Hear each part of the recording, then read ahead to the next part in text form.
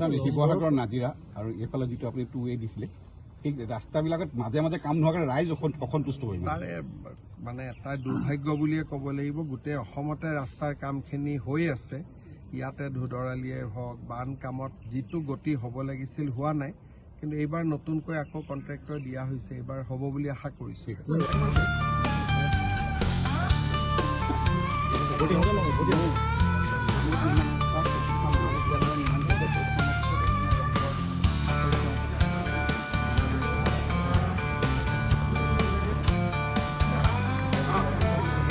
কিবা কিবি কাম কৰিব খুজিছেনে?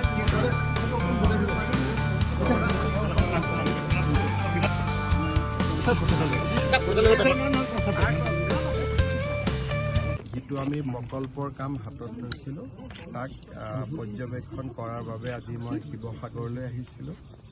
লগতে যোৱা কিছু মাহৰ পৰা ৰংঘৰত যিটো পানী জমা হোৱাৰ এটা সমস্যাৰ সৃষ্টি হৈছে তাৰ সমাধানৰ বাবেও আমি আজি কথা পাতিছোঁ আৰু মই ভাবোঁ যে অহা এমাহ ডেৰ মাহৰ ভিতৰত আমি এটা স্পষ্টভাৱে পানী ওলাই যোৱা ৰাস্তা এটা নিৰ্মাণৰ কাম হাতত ল'ব পাৰিম, যাতে অহা বছৰ এই সমস্যাটো নাথাকে। আৰু ৰংঘৰৰ প্ৰকল্পটো মোৰ দৃষ্টিত অহা 16 মাহ 18 মাহৰ ভিতৰত সম্পূৰ্ণ হৈ যাব আৰু গোটেই পৰিৱেশটোৱে পৰিৱৰ্তন হ'ব। তলাতল ঘৰৰ প্ৰজেক্টটোৰ কথা কোৱা হৈছিল। তলাতল ঘৰৰো প্ৰজেক্ট এটাৰ কথা আমি চিন্তা কৰি আছোঁ, কিন্তু অলপ সময় লাগিব।